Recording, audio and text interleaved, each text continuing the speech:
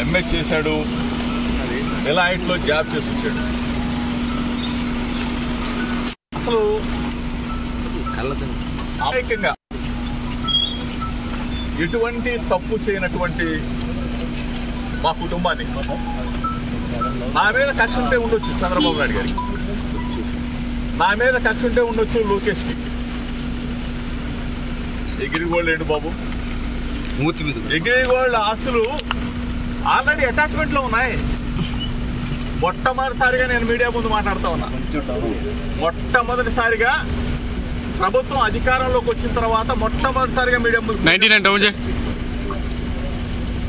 ప్రభుత్వం ఏదైనా మంచి చేస్తే మంచి చెప్తామని చెప్పి అనుకున్నాం. కానీ ఈరోజు ఎగిరిగోల్డ్ భూములు ఏంటి, ఆల్రెడీ అటాచ్మెంట్ లో ఉన్న భూముల్ని ఎవరన్నా కొంటారా? అటాచ్మెంట్ లో ఉన్న భూములు అది కూడా 2300 గజాల భూమి. ఆ 2300 గజాల భూమిని ఈనాడు పేపర్లో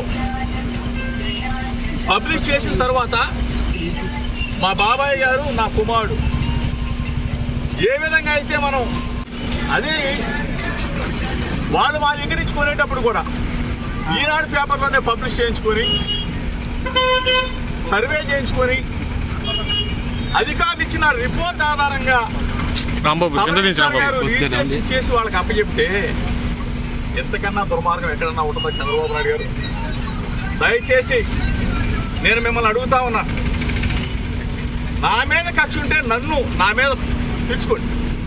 అంటే అభం శుభం తెలియని నా కుమారుడి మీద, అమెరికాలో చదివి వచ్చాడు, ఎంఏ చేశాడు, డిలాయిట్లో జాబ్ చేస్తున్నా నా కుమారుడి మీద మీరు తెచ్చుకునే కార్యక్రమం చేయటం న్యాయమేనా? మీకు ధర్మమేనా అని అడుగుతా ఉన్నా. దయచేసి ఆలోచించి అడుగుతా ఉన్నా. ప్రభుత్వాలు వస్తూ ఉంటాయి, పోతా ఉంటాయి. మీరు అధికారంలో ఉన్నారు, దయచేసి ఒకసారి ఆలోచన చేసుకోండి. మేము అధికారంలో ఉన్నప్పుడు మీ మీదకి దాడికి రా